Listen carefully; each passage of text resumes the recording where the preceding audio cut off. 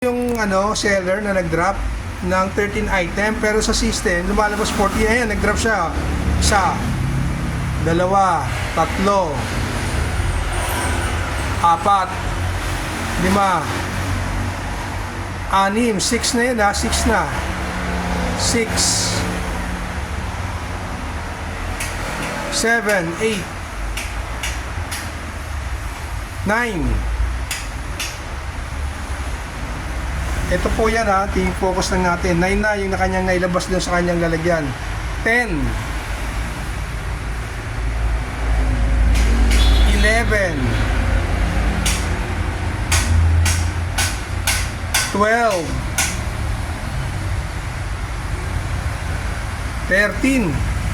Ayan po, 13 lang. Pero nung send na namin, lumabas 14. May isang naligaw na parcel. Ang seller name is from Shoot-A-Light. May timestamp yan eh. So nag-scan ng JJ Face tapos binigyan ko ng Shoot-A-Light.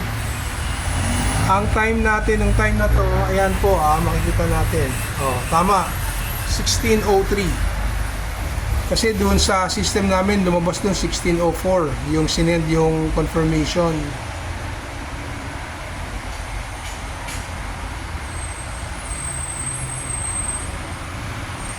Ayan.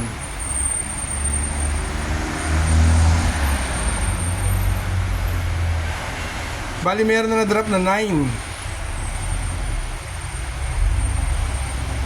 8, 8 pala. 8, 9, 10, 11, 12, 13. Ayan, binilang niya oh.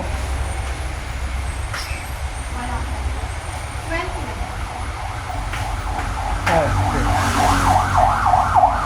So send na lang natin to sa Lazada.